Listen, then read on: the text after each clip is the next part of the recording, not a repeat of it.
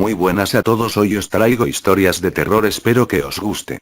El secuestrador, oscuridad, frío, el ruido de los autos en la calle y la aterradora mirada en los ojos de mi víctima, observándome fijamente como un ratón asustado delante de un gato, aunque en este caso es diferente, porque los gatos no tienen la capacidad de disfrutar el momento, ni tampoco amarran a sus presas en una silla, pero bueno, cada especie con sus métodos. Después de todo, mis motivaciones son un poco más instintivas.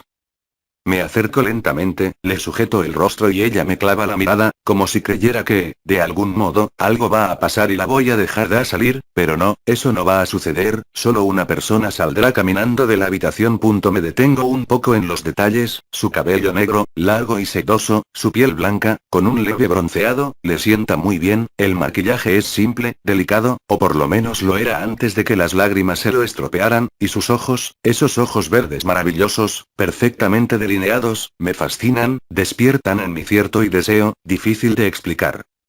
Presiono levemente su cabeza contra el espaldar y siento como su respiración aumenta y el corazón se le acelera, luego tomo la cuchara y la coloco debajo de uno de sus bellos ojos, y ella llora, a cántaros, se estremece y hace fluir las lágrimas, siento como tiembla y eso me emociona, me hace sentirme vivo mientras extraigo mi trofeo y lo desprendo de su cuerpo cortándole la raíz con unas tijeras quirúrgicas, nunca se es demasiado cuidadoso. Es bueno cuando lloran, la salinidad de las lágrimas ayuda a que mi trofeo se mantenga en buen estado dentro del frasco, este es el número 15 de la colección, últimamente está siendo difícil encontrar joyas como esta. Me vuelvo hacia mi víctima, veo el dolor en su rostro, la palidez de su piel y la tinta roja escurriéndole por encima y toda una obra de arte, aunque tal vez ella no lo aprecia de la misma forma que yo, pero no importa, después de todo yo soy el guionista, además, es una lástima que haya tenido que cubrirle la boca, por lo general me gusta escuchar sus gritos, le dan ese éxtasis tan preciado al momento, pero ella ha sido buena, muy buena, supongo que tendré que aminorarle el sufrimiento. Normalmente me gusta degollarlas y verlas desangrarse, pero por esta haré algo especial, así que me acerco nuevamente y ella cierra los párpados y aprieta fuertemente, supongo que piensa que vengo a por el otro ojo, pero con uno es suficiente, ella puede quedarse el otro, como recuerdo quizá. Al tocar su nuca siento la humedad en su piel, las venas cada vez más secas y la temperatura descendiendo, localizo el cerebelo e introduzco rápidamente la navaja. Muerte instantánea, ya no puede sentir más dolor, un merecido descanso para alguien que ha sido tan cooperativa, ahora solo hay que deshacerse del cuerpo y o dejarlo a la entrada de la comisaría para que lo encuentren más rápido, de cualquier manera a mí no me van a encontrar, nunca lo harán, ellos no lo saben, pero soy yo quien gobierna este lugar.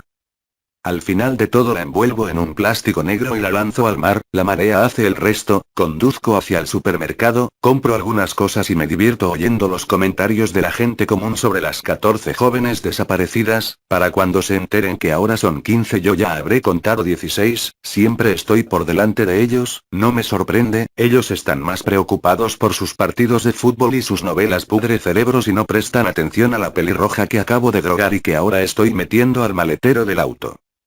La aterradora historia de Nadia. Nadie sabía exactamente cuál era la vida de Nadia desde la muerte de su madre. Apenas tenía 8 años cuando ella falleció. Era hija única, vivía en una zona alejada y al quedar sola con su padre fue también como quedar sola en el mundo. No tenía parientes cercanos que vivieran cerca a su casa. Su único contacto con la sociedad eran sus idas y venidas de la escuela. Nadia era una niña alegre y muy sociable, al menos lo fue hasta perdió a su madre, luego poco a poco su sonrisa se fue marchitando como se marchitan las flores, a los 12 años era imposible verla sonreír. Por supuesto que seguía asistiendo a la escuela, pero era callada y retraída, no tenía amigos ni nadie de confianza, su maestra trató de conversar con ella y crear un vínculo amistoso, pero la niña nunca correspondió a sus esfuerzos y se limitaba a mirarle tristemente hasta que la maestra cejó y la dio como un caso perdido. ¿Con quién vivía Nadia? Pues con el único pariente cercano que le quedaba en casa. Su padre ¿Y cómo era su padre?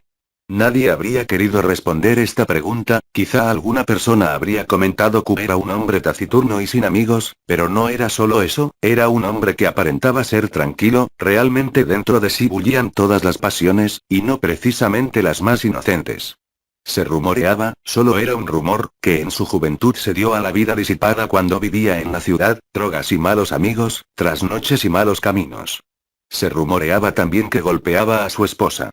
Pero el rumor que ya nadie se atrevía siquiera a pensarlo era de qué vivía. Nadie le conocía trabajo, siempre lo veían sentado en su puerta sin hacer nada. ¿De dónde sacaba el dinero para sobrevivir junto a Nadia? Por último, ¿dónde vivía Nadia? Imagínense una selva amazónica y umbría. Vivían en una región de la selva amazónica, en una pequeña y alejada parcela que heredó la madre de Nadia de sus padres.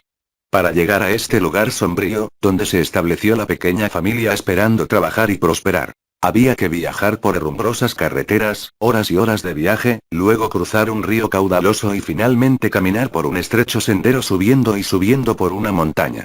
Así es como viven las personas que se dedican a la producción de café y cacao.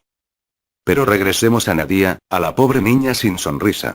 Nadie supo nunca, o al menos hasta el momento en que sucedieron los hechos, cómo era la vida de Nadia. La veían ir a la escuela, la veían sentada a la puerta de su casa, la veían caminar por el sendero. Y de pronto, cuando ella cumplió los 16 años, nadie la vio más. Los más valientes que se atrevieron a preguntar al padre dónde se encontraba la adolescente, obtenían siempre la misma respuesta: Nadia se fue a la ciudad a vivir con unos parientes lejanos, estudiar y forjarse un futuro, y nadie tampoco podía preguntar más a ese hombre taciturno. Pasaron los días, los meses y llegó a ser 2 años de la partida de Nadia. Su padre se había desmejorado mucho, lo encontraban borracho tirado al borde del sendero, y si era noche cuando sucedía esto, el que lo encontraba juraba haber oído mascullar al viejo e incluso gritar: déjame en paz, ya se acabó ya, así que en la aldea empezaron a sospechar que se estaba volviendo loco, si es que no lo estuvo siempre. 2 años después, ciertos días de la semana, partía un camión a la zona donde vivía Nadia. Ese día en particular se encontraban 2 señoras parlanchinas y dicharacheras que volvían a sus casas en la selva. «¡Qué calor hace!», exclama una mientras trataba de abanicarse con la mano. «Si parece que ya estuviéramos en el infierno», respondía la otra. «Lo bueno es que cuando lleguemos será noche cerrada, no me atrevería a subir esa montaña con tanto calor». Claro que no quieres calor, pero tampoco es bueno caminar por la noche. ¿Y si se te aparecen los fantasmas? ¿Qué fantasmas? Toda mi vida he caminado de noche por ese sendero y nunca me he encontrado nada. ¿Y eres incrédula? Cuidado que un día te pase y te mueras del susto. Nada, aquí no pasa nada. En ese momento al camión subió una última pasajera, cabello largo y suelto, delgada como una palmera, hermosa y seria. La recién llegada se acurrucó en un rincón del camión tapando sus largas piernas con su vestido, cerró los ojos y pareció dormir. «Fíjate en esa», murmuró una de las vecinas, «con ese trapo que se cubre un poco más y parece desnuda». «Ay, mujer, a ti te gusta criticar a todas. Pero fíjate bien, me parece que tiene cierto aire conocido. ¿Va a ser? Y no creo haberla visto en mi vida». «Yo creo que sí, se parece a la mujer de ese borracho, pero es muy joven». «Ahí está el detalle y creo que es Nadia». «¿Nadia, la hija de ese borracho?» «Sí, pregúntaselo». «¿Y por qué no tú?» «Nunca he hablado con ella». «Y seguro yo sí, está bien, se lo pregunto», y tomando más valor que aire la mujer se dirigió a la joven. «Hola señorita, ¿usted es de por acá?» La joven levantó su mirada y sus ojos tristes, que profundamente se posaron en la mujer, viendo y sin ver. Sí respondió en apenas un susurro. Como no parecía volver a hablar más, la mujer volvió a preguntar. «¿Tú eres Nadia?» Y después de un silencio largo, la joven contestó. «Sí, entonces estás volviendo. ¿Será para cuidar de tu padre? Hace mucho que está enfermo». «No, ¿cómo? ¿No vas a cuidar de tu padre?» «No, entonces y cállate», le susurró la otra mujer, «no es tu asunto». «Pero y cállate», hay algo en su mirada y su voz que me da miedo. ¿Y si será así? Las mujeres callaron y se acurrucaron en sus bultos. El camión seguía su marcha, el camino era largo y la noche también. A las 2 de la madrugada llegaron a destino. «Baja, baja», gritaron las mujeres. El camión se detuvo, bajaron y junto a ellas bajó Nadia. Era lo más natural ya que su casa quedaba en la zona, pero ellas no pudieron evitar estremecerse. Había algo extraño en esa chica, algo que no se podía definir. ¿Y irás con nosotras por el sendero?» «Sí». «¿Tienes linterna?» «No». «Camina a mi lado, así te alumbro». «Sí». Se pusieron en marcha. A medida que caminaban el aire se hacía frío y más frío, no había luna, el sendero se alargaba y alargaba como para no dejarles llegar a sus casas. Al fin llegaron a la primera casa, era la casa de Nadia, oscura y solitaria. Hasta la vista entonces, se despidieron las mujeres no sin alivio. Sí. Ellas se alejaron por el sendero, iluminándose con sus linternas. ¿Te diste cuenta qué frío hacía? Comentó una.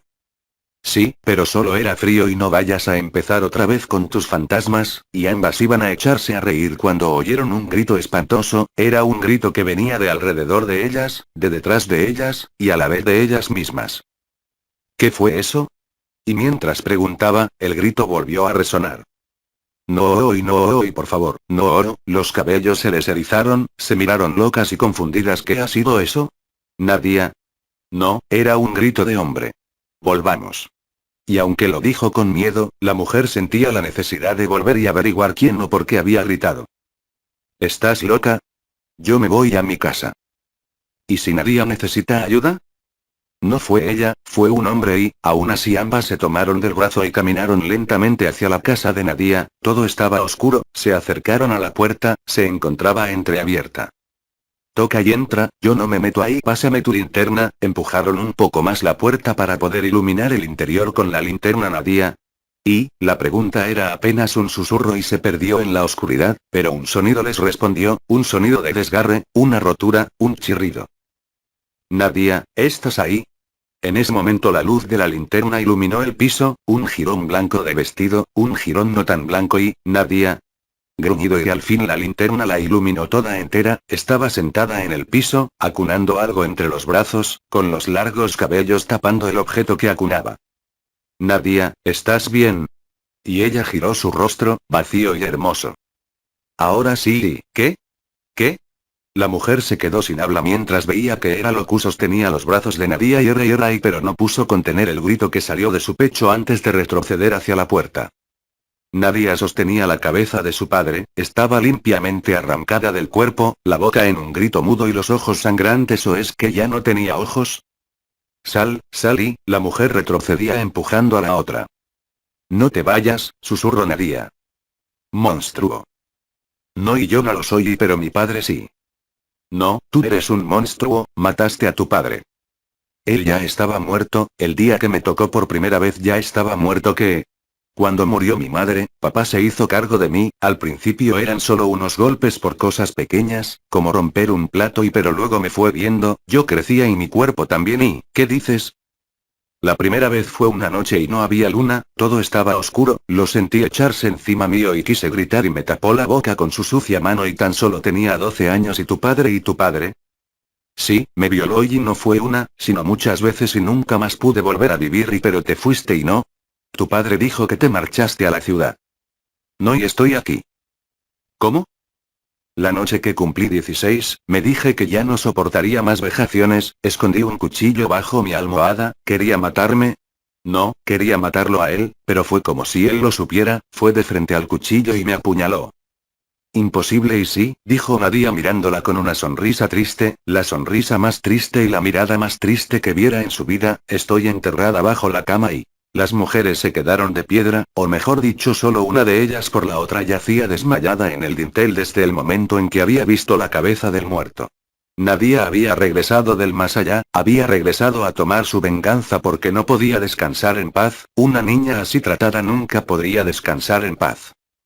Cuando la mañana llegó, las dos mujeres fueron encontradas en el sendero, acurrucadas y tiritando a pesar del intenso calor, nunca más volvieron a ser las mismas, nunca más volvieron a vivir ahí. ¿Y Nadia? Cuando los hombres entraron en la casa todo estaba cubierto de polvo, como si hace mucho nadie viviera ahí, pero donde más polvo había era sobre el cadáver del hombre. Las mujeres dijeron que Nadia simplemente había vuelto a ser polvo y...